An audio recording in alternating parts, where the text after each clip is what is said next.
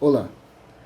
No vídeo de hoje nós vamos continuar o estudo da onde havíamos parado no vídeo anterior, abordando o tema da ressurreição dos santos e da diferença da ressurreição dos vencedores e dos não vencedores, como mostrada em 1 Coríntios capítulo 15.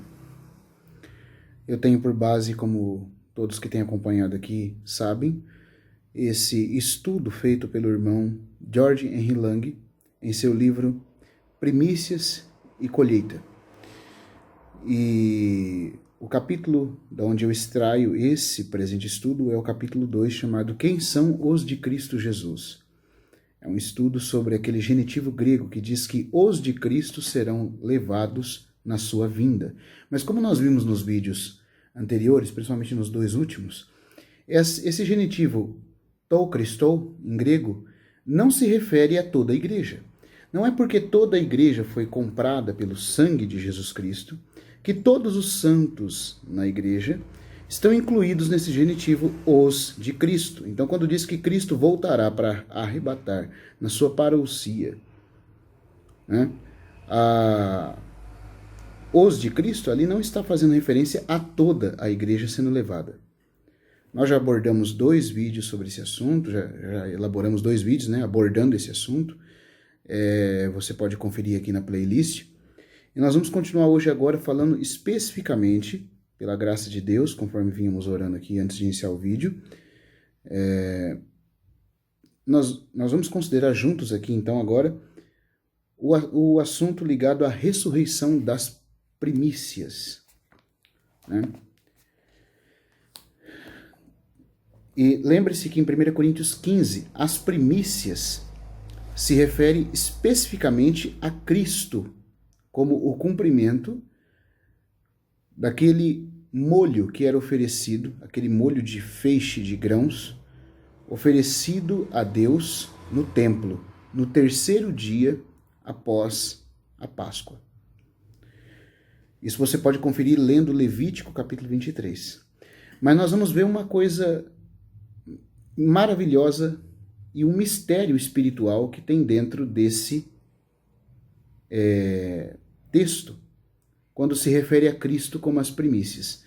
Eu falo mistério no sentido próprio da palavra mysterum, né? No grego, que sempre significa uma revelação que sem a ajuda do Espírito Santo, uma verdade, aliás, que sem a ajuda e a revelação do Espírito Santo é impossível que os homens conheçam.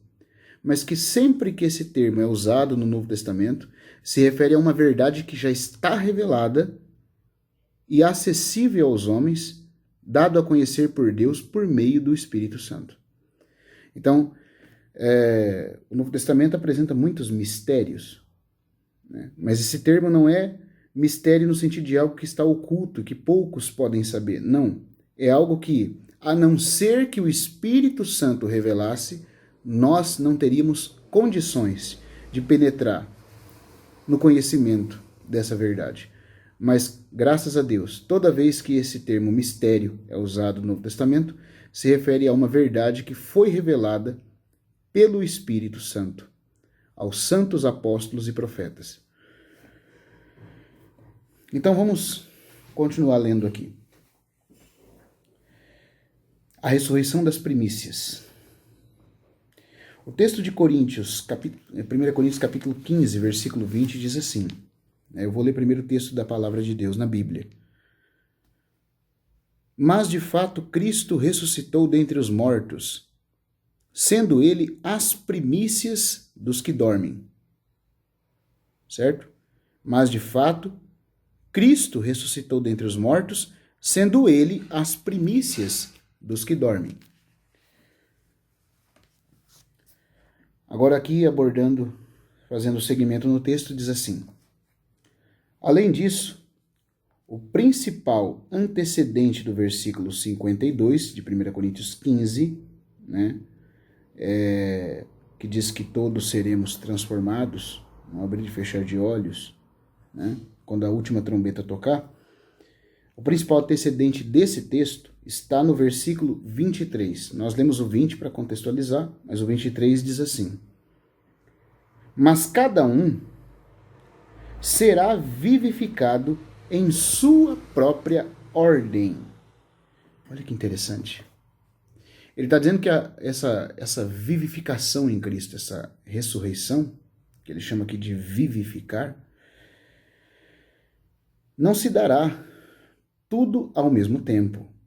Porque o versículo 21 diz que todos serão vivificados por Cristo. Cristo, as primícias dos que dormem, ou seja, ele foi o primeiro a sair da morte para nunca mais voltar. Por isso que ele é o primeiro dos mortos. Quando a Bíblia diz que Cristo é o primeiro dos mortos, não quer dizer que ele foi o primeiro homem que morreu. Primeiro dos mortos. Esse dos é tirado do meio, certo? Então, Cristo foi o primeiro a ser tirado de dentre os mortos para nunca mais retornar. Por isso ele é as primícias dos mortos. Ele é o primeiro que saiu de dentre os mortos para nunca mais ser tocado pela morte. E por isso ele cumpre a tipologia do molho de cevada, que no terceiro dia, depois da Páscoa, era oferecido a Deus no templo, no santuário de Deus. Aquele sacerdote pegava aquele molho e tinha que fazer aquela oferenda levantando aquele molho para o céu, consagrando aquele molho a Deus. Aquilo era uma figura do que Cristo faria no terceiro dia depois da Páscoa. O Senhor Jesus foi crucificado numa sexta-feira pascal e ressuscitou no terceiro dia. Ele morreu no mesmo dia em que os cordeiros eram sacrificados para a Páscoa. O verdadeiro Cordeiro de Deus deu o brado no Calvário. E no terceiro dia, quando o sacerdote no templo levantava aquele molho para Deus, o Senhor Jesus se levantou dos mortos como a cevada. Ele morreu como grão de trigo, mas em ressurreição ele é o grão de cevada. A cevada é muito parecida com o trigo, a diferença é que ela brota primeiro. Ela amadurece primeiro. Por isso o primeiro molho das primícias era de cevada. E é interessante porque a cevada é o primeiro grão na terra de Israel, que depois do longo inverno rigoroso, do frio, ele sai do gelo, do meio do frio mortal, representando a vida de ressurreição de Cristo. Então Cristo, assim, cumprindo a tipologia, ele é crucificado no dia da Páscoa e ressuscita 3 dias depois.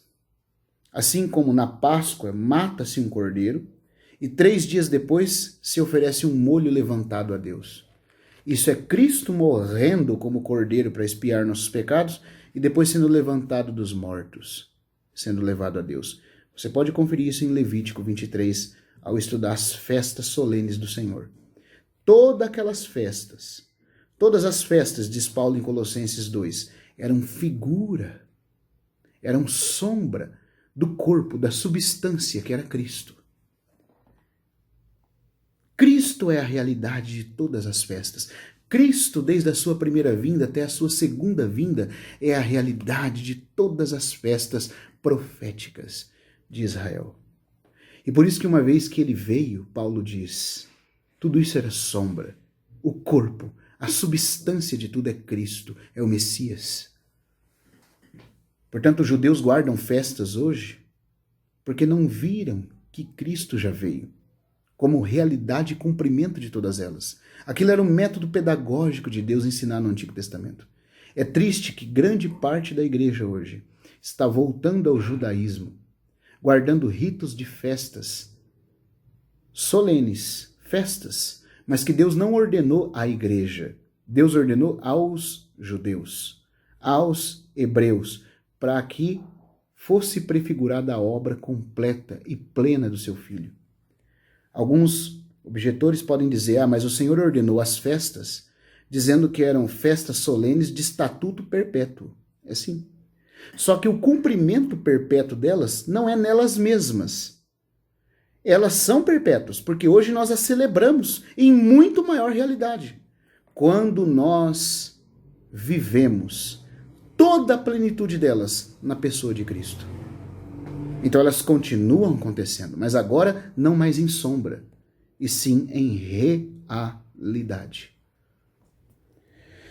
Bom, Cristo é as primícias, certo?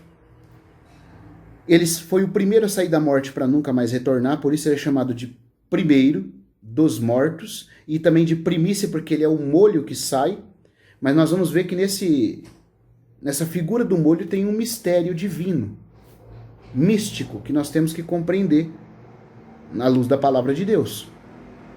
Agora, depois de o versículo 52 dizer que toda essa maravilha, terminando dizendo que nós seremos transfigurados todos, e todos serão no abrir e fechar de olhos ao ressoar da última trombeta, né? Nosso irmão Lang diz que o que precede isso é dizer que isso vai acontecer mesmo. Porém, o versículo 23 diz que cada um vai ser vivificado por Cristo, por esse que saiu da morte para nunca mais retornar, de acordo com o versículo 20 e 21. Cada um vai ser vivificado na sua própria ordem. E aí Paulo estabelece uma ordem. Por favor, pega a sua Bíblia e leia a ordem estabelecida por Paulo. 1 Coríntios 15, 23. Cada um, porém, como diz aqui, cada um, porém, por sua própria ordem. 2 pontos. Agora, Cristo, as primícias. Então, Cristo é o primeiro. Cristo, as primícias. Aqui não está falando Cristo e as primícias, é Cristo, as primícias. Você entendeu? Cristo, as primícias. Depois, os que são de Cristo na sua vinda. Então, uma segunda ordem aqui agora. E aí, ainda, Paulo não terminou ainda. Não pensa que ele terminou, não. Porque começa o versículo 24, você pensa que ele já estabeleceu toda a ordem. Não. Ele ainda está continuando. Lembre-se, quando o texto grego do Novo Testamento foi escrito, não tinha capítulo nem versículo. Isso são coisas colocadas a partir da Idade Média para frente. Graças a Deus, isso facilita o entendimento da Escritura, mas isso não está no texto original. Muitas vezes capítulos e versículos são colocados antes que o argumento, antes que a perícope esteja encerrada. Mas o Paulo continua. Pelo Espírito Santo, o apóstolo Paulo continua dizendo que há uma ordem. Ele estabeleceu, nessa ordem, Cristo é o primeiro a se levantar dos mortos para nunca mais voltar para a morte. Depois, os de Cristo, os que são de Cristo, como aparece no grego hotou, Christou, os de Cristo, na sua parousia, na sua vinda, na segunda vinda de Cristo, na parousia dele, e o 24, e então virá o fim. Que fim é esse? Esse fim também faz parte da ordem. Porque como nós vimos nos vídeos passados, eu sugiro que você assista os vídeos aqui para cima, principalmente aqueles da primeira ressurreição e a ressurreição extraordinária, haverão cristãos que serão ressuscitados só no último dia, no fim. Então, esse fim que Paulo fala aqui, que vai vir depois de Cristo ter destruído todo o principado, toda a potestade, como aparece no versículo 28 e 29, e destruir a própria morte, esse fim é no último dia, aonde vai ainda está ocorrendo ressurreição, vivificação em Cristo, seja dos incrédulos para condenação no trono branco, ou seja de crentes que vão aparecer só no último dia, conforme João 6, versículos 39 e 40, vão ressuscitar apenas no último dia, não para a era vindoura. E por isso o livro da vida é aberto também no trono branco.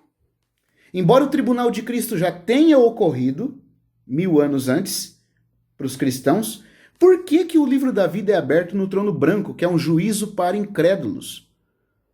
Para aqueles que rejeitaram o Senhor, porque João 12, 48 diz que aqueles que rejeitam a palavra serão julgados no último dia. Então é claro que esse último dia, pós-milênio, no juízo final, é para julgar os incrédulos que rejeitaram. Mas aí o livro da vida é aberto lá, conforme diz Apocalipse. Por quê? Porque de acordo com João 6, versículo 39 e 40, haverão cristãos que estão salvos eternamente, mas não tiveram a honra de participar do reino milenar. Então estão sendo ressuscitados no último dia. É esse fim que Paulo fala aqui. Porque depois que ele fala no 24, né? Então virá o fim. E então virá o fim, quando ele houver destruído todo o principado, todo o poder maligno de Satanás, todos os príncipes das hostes celestes do inimigo, bem como toda potestade. Aqui se refere a uma classe de anjos que governa os elementos da natureza. Se você quiser saber, assista o vídeo sobre principados, potestades, né, nos vídeos aqui da playlist sobre o Tribunal dos Anjos. Ele vai destruir todo principado, potestade e poder que se opõe a Deus. Durante que tempo ele vai fazer isso? Durante um milênio, onde Satanás será preso no abismo. Certo? Quando virá o fim? Paulo está falando, então virá o fim. Mas quando? Quando ele houver destruído todo o poder de oposição a Deus nesse universo. Porque a coisa não vai ficar essa bagunça que Satanás fez e que perdura por hoje. Tudo vai voltar debaixo do encabeçamento do bendito e único Senhor Jesus Cristo. Tudo. Ele vai sujeitar todas as coisas para que Deus seja tudo em todos. Só que aqui Paulo está dizendo que o fim virá, o fim. Lembre que esse fim está seguindo a ordem de vivificação. Ele diz, todos serão vivificados em Cristo. Ele diz no versículo 22. Aí ele diz, cada um, porém, na sua ordem. Primeiro, Cristo mesmo é vivificado. Ele é as primícias, ele é o molho que saiu da morte para nunca mais voltar. Depois, os de Cristo, na sua parousia. E então o fim, ou seja, aqueles que ficaram para o fim. Quem será vivificado só no final. Mas quando é que virá o fim? Quando é que essa vivificação final vai acontecer? Só depois de Cristo ter destruído todo o principado, bem como toda potestade e poder. Isso é diz respeito ao milênio. Depois do milênio ainda tem ressurreição. Ainda tem vivificação final. Está compreendendo? Porque convém que ele reine. Está falando do reino do Senhor Jesus. Agora é o período dos céus dominarem sobre a terra. É o reino dos céus estabelecido na terra. Convém que ele reine até que haja posto todos os inimigos debaixo dos pés. O último inimigo a ser destruído é a morte. Porque todas as coisas sujeitou debaixo dos pés. E quando diz que todas as coisas lhe estão sujeitas, certamente exclui aquele que tudo lhe subordinou, que é o Pai. Somente o Pai não está sujeito à autoridade do Senhor Jesus Cristo. Né? Na ordem da administração de Deus, não é que há uma hierarquia na Trindade. Na Trindade essencial, o Pai, o Filho e o Espírito são três pessoas com o mesmo nível de autoridade, poder, soberania e glória. Mas na ordem do governo de Deus sobre a sua criação, porque o Senhor Jesus se fez homem e para sempre há de permanecer com natureza humana. Aliás, esse é um dos itens fundamentais da fé cristã, que Cristo é homem para todo sempre e o será. Então, por causa disso, como homem ungido por Deus, o Pai é maior do que ele. E o Pai está excluído das coisas que estão sujeitas ao Filho do homem exaltado em glória. Ele é Deus, e como Deus, o Senhor Jesus como Deus é Senhor absoluto de tudo, assim como o Pai, e não há diferença de autoridade e soberania entre eles. Eles vivem num eterno laço de amor e plenitude. O Pai, o Filho e o Espírito. Mas o Senhor Jesus também é homem, para representar o governo ideal de Deus sobre a sua criação. E, como homem, ele está submisso ao Pai. Mas todas as coisas, exceto o Pai, estão debaixo da autoridade do Filho do Homem agora. Quando o Filho do Homem reinar, certo? Ele sujeitará todas as coisas à ordem de Deus. E depois que ele destruir todo inimigo e toda oposição, Paulo diz, então virá o fim. Quando virá o fim? Quando ele houver destruído. Veja que o texto coloca como algo que tem que acontecer primeiro. Quando ele houver destruído todo o principado, toda a potestade e poder, virá o fim. Mas o que é esse fim? É o último período dos que serão ainda vivificados por Cristo, porque Cristo trará todos à vida. Ele mesmo voltou à vida dos mortos, sendo as primícias. Ele trará à vida também os que são dele na sua parousia. Esses que são dele é um grupo seleto, não é todos. Não é toda a igreja. E depois ele trará à vida todos os incrédulos mortos, todos os seres mortos e todos os cristãos que, apesar de serem crentes, não foram vencedores, serão ressuscitados no trono branco no último dia, porque durante o milênio não puderam ressuscitar. Você entendeu o que Paulo está dizendo aqui? Então, isso é que o nosso irmão Lang está dizendo. Olha, cada um será vivificado, mas não todos na mesma hora. Por quê? Porque diz, Cristo as primícias. Então os que são de Cristo em sua parousia. Depois, o fim. São 3 tempos em que cada um será vivificado. Cada um será vivificado, mas não na mesma hora. Antes, cada um o será por sua própria classe ou companhia, sua ordem ou companhia de turno próprio. A expressão grega é tagma. Significa cada um no seu lote, cada um na sua companhia específica. Agora, como é que tem cristãos dizendo, com todo respeito aos que pensam diferente, mas que todos os santos que morreram no Senhor vão ressuscitar tudo ao mesmo tempo? Se Paulo está dizendo que não é ao mesmo tempo. E como é que tem cristãos, pior ainda, que acreditam que cristão, incrédulo, vai tudo ressuscitar para o juízo final, na mesma hora? Não. O apóstolo declara aqui que é cada um por seu próprio turno, por sua própria companhia. Tagma, em grego. O Messias é as primícias, ele é o primeiro. Então depois os que são do Messias, isto é, os que são como ele em seu caráter de primeiro fruto. Esses os do Cristo, nós vamos ver aqui, inclui os vencedores apenas. Porque se, veja bem, Paulo falou, cada um por sua própria ordem, e o termo ordem, é muito importante você estudar as línguas originais, irmão. Tanto o grego como o hebraico. Embora eu não seja fluente em grego, mas eu tenho que fazer meus estudos e exegese do grego com dicionários, léxicos, enciclopédia, né? Todo o material possível para fazer uma boa leitura do texto. O tradutor fez o melhor que pôde, mas traduziu aqui ordem. Mas quando você vai olhar no grego é tagma, que significa ordem de companhia própria. Os que pertencem ao mesmo lote, à mesma qualidade. Se o Messias ressuscita primeiro, sendo as primícias, os do Messias são o quê? São aqueles que são iguais ao Messias.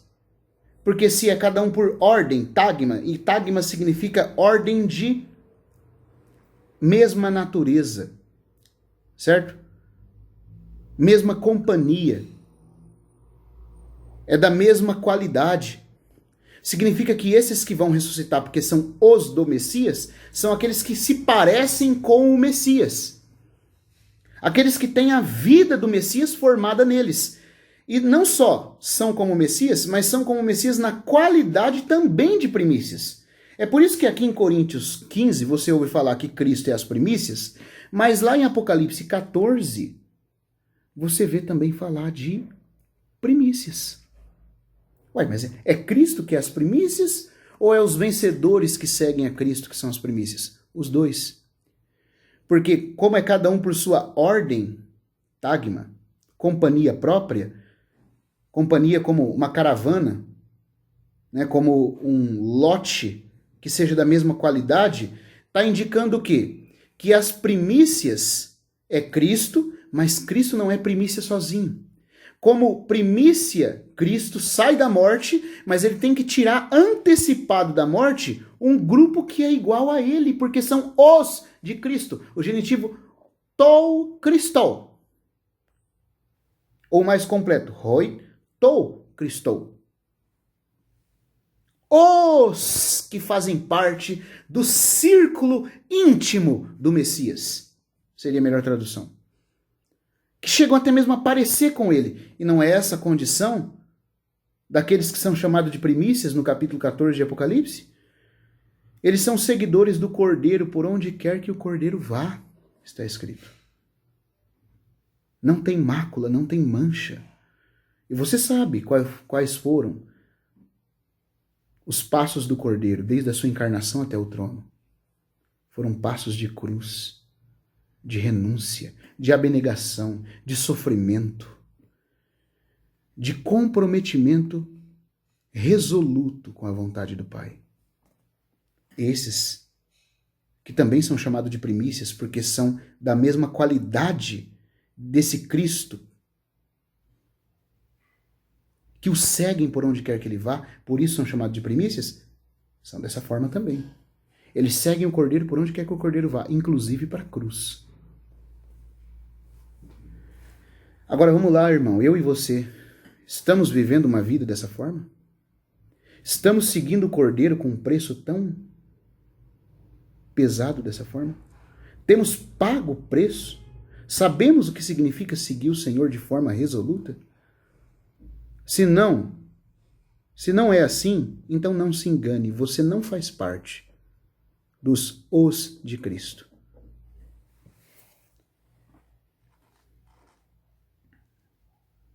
Certo? E aí depois Paulo fala que depois que esses os do Cristo, aí ele diz, então virá o fim, ou seja, no fim de todas as dispensações, envolvendo a ressurreição de todos, envolvendo tanto os salvos como os não salvos, então haverá a última ressurreição. Aqui está uma razão adicional para a visão de Robert Chapman, que vai ser considerada mais tarde, de que a primeira ressurreição abrange apenas um grupo de primícias e não a todos que serão finalmente ceifados na colheita da vida eterna.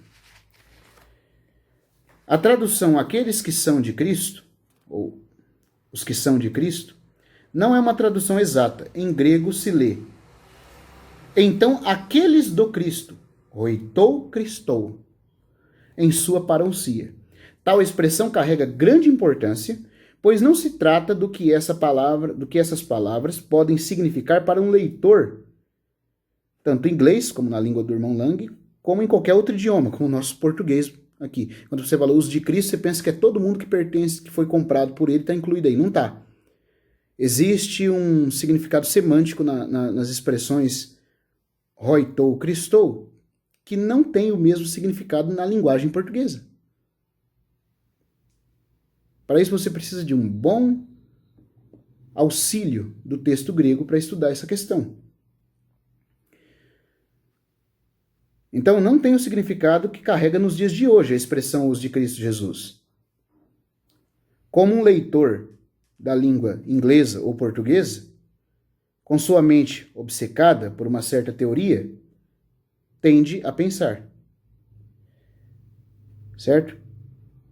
O que nós pensamos hoje é diferente do que essas expressões transmitiriam para um ouvido de um grego da época que essas palavras foram escritas. Você sabe que as palavras vão mudando com o tempo, no seu significado etimológico, semântico, ela vai mudando com o tempo. Quando você ouve falar, por exemplo, da palavra funk na décadas atrás, era uma coisa. O funk lá que começou, né, nos países aí, se eu não me engano, nos Estados Unidos. Mas hoje, quando você fala funk, ainda mais aqui no Brasil, você vê esse lixo. Essa imoralidade, promiscuidade e totalmente perversão da cultura. Mas não tem nada a ver com o funk no seu significado se você falasse, por exemplo, na década de 60, 70. Então, as palavras, elas são capas de verdades. Mas como o próprio espírito e o entendimento daquela verdade pode ir crescendo ou também sendo diminuído, o significado da palavra vai mudando. Então você tem que estudar o Novo Testamento no grego koiné, na época em que esse genitivo grego foi escrito. Roi tou Christou não significa todos os salvos como pertencentes a Cristo Jesus. Quando um grego da época de Paulo ouvia esse genitivo, ele sabia que significava os do círculo íntimo de alguém. E você sabe que Salmos, capítulo 25, diz, se eu não me engano, ali no versículo 14, a intimidade do Senhor é para os que o temem, aos quais ele dará a conhecer o seu conselho, a sua aliança. Se você não teme o Senhor, você não é íntimo dele. O Senhor Jesus também colocou exigências para que as pessoas fossem consideradas amigas dele, íntimas dele. Ele ama a todos, mas não tem amizade com todos. Ele diz, vós sois meus amigos se fazeis o que vos mando. Senão, não. Você pode ser salvo pela fé, pela obra dele em teu lugar, mas a amizade com ele é outra questão. Ele não diz que ninguém se torna amigo dele pela fé, por crer na obra dele. Você é salvo da condenação eterna pela fé. Mas a amizade com o Senhor Jesus é uma questão condicionada à obediência. Então eu vou concluir aqui esse vídeo só falando de mais um item, que é com relação a Cristo sendo as primícias. Por que tanto aqui em Coríntios, como a gente viu, como em Apocalipse aparece essa palavra primícias, aparece em outros lugares também da Bíblia, mas nós estamos falando da primícia como aquela primeira colheita na tipologia de Levítico, né? E na doutrina estabelecida relacionada escatologicamente à vinda do Senhor. A morte e a ressurreição de Cristo e a sua vinda, certo? É nesse sentido que nós estamos aqui aplicando a palavra primícia. Porque existem primícias para o serviço a Deus, como os da casa, né, de Estéfanas, que eram as primícias da Caia, diz Paulo em 1 Coríntios. Mas eles eram os primeiros a servir. Eles eram aqueles que serviam com uma qualidade tal, tanto porque começaram primeiro do que os outros, como por terem começado primeiro que os outros, tinham uma honra maior no serviço. Então eles eram primícias da Caia no serviço aos santos. Mas não é nesse sentido de primícia que eu estou falando. Nem muito menos de outras ofertas feitas ao Senhor em nossa consagração a Ele. Eu estou dizendo no sentido escatológico. No sentido escatológico, tanto Cristo é chamado de primícias por sair da morte. Deu um cortezinho aqui no vídeo e nós vamos continuar, tá?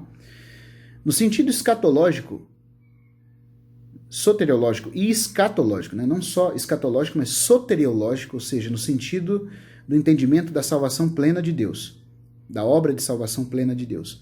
E no sentido escatológico, que trata das últimas coisas, do propósito eterno de Deus, tanto Cristo como aqueles que o seguem são chamados de primícias. Por que isso? Repare que quando Cristo morre, ele morre como um grão. Não é? Ele morre como um grão. Mas quando ele ressuscita, ele fala assim dele a respeito da sua morte na cruz. Se o grão de trigo cair na terra não morrer, fica ele só. Mas se morrer, produz muito fruto. Sim, isso é verdade. Só que isso é em relação à sua morte. Quando ele fala da sua morte, ele se compara a um grão de trigo. Mas quando a Bíblia fala da ressurreição dele, ela o coloca como um grão de cevada. Nós já explicamos o porquê. Porque a cevada, ela nasce, o broto dela nasce primeiro que o trigo. O trigo demora um pouco mais. E também o primeiro grão lá na terra do Oriente, da Palestina, é o primeiro grão que sai da morte, do inverno rigoroso. Então, sempre significa aquela vida que vence, que triunfa. Então, Cristo, na morte, é comparado ao grão de trigo. Na ressurreição, ele é comparado à cevada. Só que tem um detalhe. Quando, como a gente viu na tipologia de Levítico, e eu não estou aqui estabelecendo doutrina com base na tipologia. Não, a doutrina está estabelecida no Novo Testamento e é explicada na tipologia. A doutrina clara é estabelecida por Paulo. Não há problema nenhum em você fazer tipologia se você tem como base os princípios estabelecidos na doutrina do Novo Testamento. E é isso que nós estamos fazendo aqui. Paulo explicou, definiu com autoridade canônica o que significava as festas de Israel. Baseado no que Paulo disse, nós vemos a tipologia. Nós não podemos estabelecer doutrina com base na tipologia, mas nós podemos entender a tipologia com base na doutrina. E assim a tipologia se torna mais rica para explicar a doutrina. Então, quando Paulo diz que Cristo é as primícias dos que dormem, ele está fazendo referência àquele molho que no terceiro dia depois da Páscoa era levantado a Deus. Era oferecido a Deus. Mas repare uma coisa. Cristo é chamado de grão de trigo na hora da morte. Mas por que ele é chamado de molho na ressurreição? Para morrer, ele morre sozinho. Certo? Para ele poder ser chamado... E aí tá certo, ele ser chamado de grão, porque ele morreu como o único grão de trigo. Para gerar muitos frutos. Mas ainda não tinha frutos. Certo? Não havia frutos ainda. Ele morreu como grão de trigo. Porque ele era o único que tinha a vida de Deus dentro dele. Então ele morreu como o único grão sozinho. E ele permaneceria sozinho se não morresse. Mas, ao ele ressuscitar, ele é comparado a um molho. Agora você sabe que um molho não é um único grão. Quando você pega um feixe, você não tem um único grão ali. Você semeou um grão. Mas no mínimo há um feixe. Na verdade é uma espiga. E quando muitas espigas juntas são colocadas, você tem um molho. Certo? O que era oferecido no templo no terceiro dia não era um grão de cevada, nem mesmo uma espiga de cevada, mas um molho de cevada. Você está entendendo onde eu quero chegar? Por que Cristo tem que ressuscitar um grupo que é igual a ele na sua vinda? Por quê? Porque ele morre como grão de trigo, mas para cumprir plenamente a tipologia, ele tem que sair como um molho de cevada. E esse molho inclui grãos que são igual ao único grão. Claro, ele morreu como grão de trigo, ressuscitou como um grão de cevada, mas agora na ressurreição ele não tem só ele. Ele tem que conter nele, junto com ele, muitos, para formar um molho. É Paulo que está dizendo que ele é as primícias. Mas com base no que as primícias falam do Antigo Testamento, tem que sair um grupo de pessoas com o Senhor. Por quê? Porque são iguais a ele. Porque são da mesma estirpe dele. Quem são esses? Então agora eu vou concluir aqui. Aqui nós temos a explicação. Se você ler lá em Mateus capítulo 27, depois que o Senhor Jesus morre, Mateus conta ali o que aconteceu na história após a morte do Senhor Jesus. Ele diz que quando o Senhor Jesus morreu, os corpos de muitos santos do Antigo Testamento que dormiam foram ressuscitados. E aí diz que eles saíram dos túmulos depois da ressurreição de Jesus. E apareceram a muitos. O termo aparecer ali, né, se você consultar o texto original no grego, significa que eles estavam num corpo imortal. Eles foram glorificados. Por que isso? A Bíblia não fala para onde eles foram. E eu não vou entrar nisso aqui agora, tá? Porque se a Bíblia não fala, eu não vou explicar também para onde foram. Isso é com Deus. Mas eles não voltaram a morrer. O termo fala, e apareceram a muitos, significa que eles estavam num corpo que podia aparecer e desaparecer. A expressão usada significa isso. Se manifestar, se fazer visível. Como o corpo do Senhor Jesus, que podia ficar visível ou invisível. Mas era corpo. Não era um fantasma nem espírito, não. Era um corpo, mas por ser um corpo de glória, era de uma natureza espiritual, que poderia ser visível ou invisível. A mesma coisa com esses santos do Antigo Testamento que dormiam. Por que Cristo morre sozinho, mas depois que ele ressuscita, tem uma companhia que sai com ele da morte? Por quê? Porque é o cumprimento imediato. Tem um cumprimento final ainda. É o cumprimento imediato da tipologia do molho de primícias. Aqueles santos do Antigo Testamento são os santos vencedores da era da lei. Alguns irmãos eruditos, eu não vou entrar nesse estudo aqui agora, mais para frente a gente pode falar disso, afirmam com muitas bases que esses santos veterotestamentários que levantaram-se na morte de Jesus e saíram com ele, não antes dele, porque ele tem que ser o primeiro que sai da morte. Eles ressuscitaram e aguardaram o seu Senhor voltar dos mortos. E aí então saíram com ele dos túmulos. Depois da ressurreição dele, eles também saíram. Alguns opinam que deve incluir os santos patriarcas. Abraão, Isaac, Jacó, José. Por que Abraão quis comprar a terra na caverna de Macpela? Por que José não quis ser enterrado no Egito? Porque eles viram o dia da ressurreição de Cristo. E pagaram o preço para serem contados entre os vencedores de Deus.